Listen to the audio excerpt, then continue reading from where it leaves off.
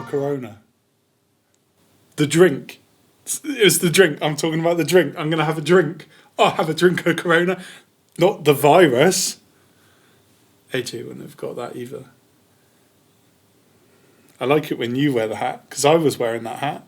AJ wouldn't let me wear the hat. But now he does. And now you're wearing my hat.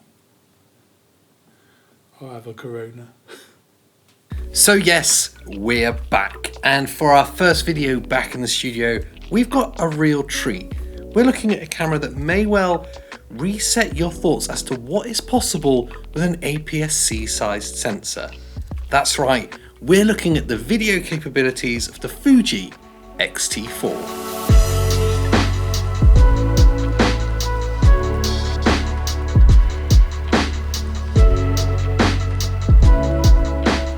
The XT4 was released earlier this year and is the latest high-end mirrorless APS-C sized camera to come from Fuji. Landing at a cool $16.99, this camera certainly finds itself at a really competitive price point. But what does that sub £2 price actually get you? Specs wise, it features a 26 megapixel BSI CMOS APS-C sized sensor with X processor 4. That can shoot 4K 60 in DCI or Ultra HD at up to 400 megabits per second.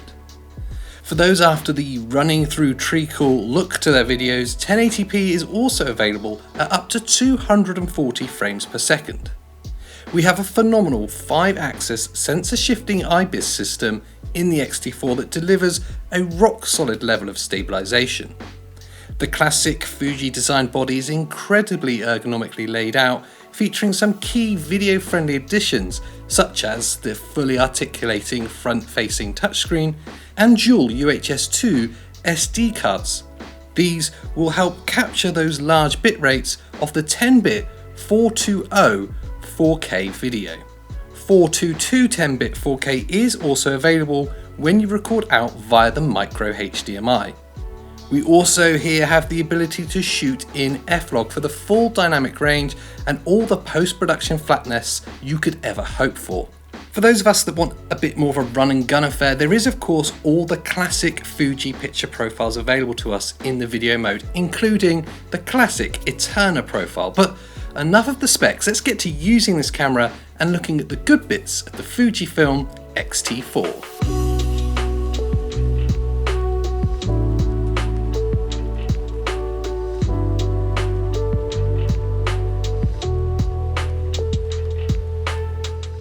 And the very first thing that I fell for with this camera is that rock solid image stabilization. This makes handheld shooting not just possible, but actually a plausible way of filming, even when filming with vintage manual lenses.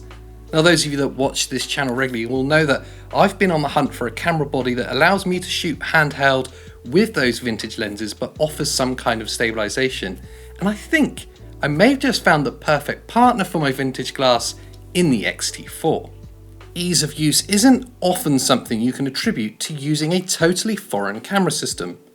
As a long-time Canon and Panasonic shooter, it's often very hard for the first few hours with something not out of those stables. But the XT4 was anything but hard to use. Firstly, the layout of all the controls, buttons and dials on the body itself are as close to as perfect as you can get. And then when you dive into the shooting options and the camera menus itself, there's very little to actually daunt you. It all felt very intuitive and comfortable, and most importantly, once out in the field, there was nothing that held us up when shooting. This, for a camera that feels built for faster paced, run and gun filming, is imperative, and sadly, not always the case with other cameras. Now, it would seem crazy to go any further in this review without talking about the image that the XT4 can produce. And in truth, it's gorgeous. And what's more important for lazy filmmakers like me is that it looks great straight out of the camera. The famous Eterna profile, which most of this test footage is shot in, is simply gorgeous. The detail and colour reproduction is spot on, and no matter what glass we threw at it, from the vintage Super Takumar 55mm f1.8 to the sublime MKX50 to 135, it always held up. The image is right up there with the very best new cameras currently available and gives my current favourite camera, the Panasonic Lumix SH1, a real run for its money. Truly, the X-T4 is a proper run and gun camera for those like me that love to shoot handheld and often in faster paced, documentary styled environments. This camera is really the perfect choice. The APS-C crop I never felt hindered our ability to capture enough light or hindered our focal length choices. Actually, after spending the last few months shooting on micro four thirds cameras, the APS-C crop actually felt quite liberating to me. In many ways, it is a sweet spot crop for video, especially when shooting on these gorgeous manual lenses.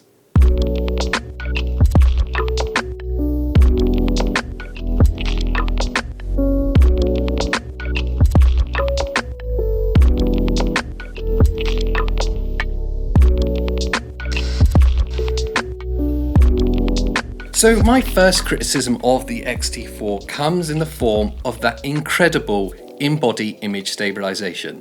Yet it's that good that I've had to mention it twice. But in all seriousness, it does on occasion suffer with the similar stuttering as seen when we recently tested the Olympus EM1 Mark III. When any panned camera movements happen or changes in direction are too sudden, there is a noticeable stutter to the footage. Now, this isn't nearly as distracting as it sounds or as bad as some other new cameras currently on the market, and in truth is only something we noticed ourselves once or twice, but it is worth noting that others have suffered with this. In all likelihood, it's possible that this is something Fujifilm will fix with a future firmware update. Beyond this issue, there's only some minor niggles that bug me about the X-T4. Firstly, there is the presence of the 29:59 record limit. It's something that we're used to from DSLRs of the past. Now for me, this really isn't that important, but if you're planning on filming something like a podcast, then this will definitely be a deal breaker. And finally, it's the ports. There's no dedicated headphone port. Instead, you have a USB-C to 3.5mm adapter. And the HDMI output, yep, that's a micro-sized one too. So from experience, these always tend to be a little on the irritating side. They're just less rugged and less reliable than the full-sized options. Obviously, these issues are just niggles, and they are far, far from distracting how much love I have for the Fujifilm X-T4.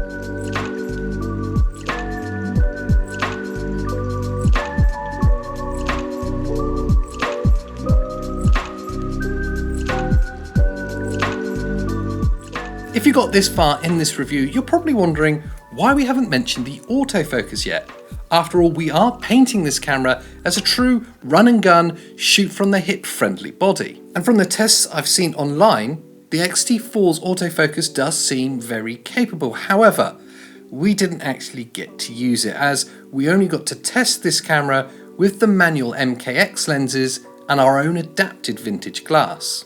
Now, £1,700 or dollars if you're in the US on first blush does seem pretty keen for a mirrorless APS-C hybrid camera, and my first thoughts were the same, but actually when you get to use this camera and seeing its capabilities and results, it suddenly feels that it's not just a fair price point, but actually genuinely really good value. The X-T4 is generally one of the most complete hybrid APS-C size cameras I've seen for video. For anyone that's in that faster paced environment that likes shooting from the hip, handheld, run and gun, or vlogging, whatever you call it, if you fit into one of these camps, then this camera definitely has to be on your list of potential upgrades.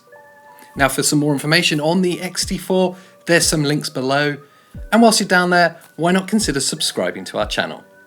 That's been my grab and go review of the Fujifilm X-T4. Thanks for watching, and I'll see you next time.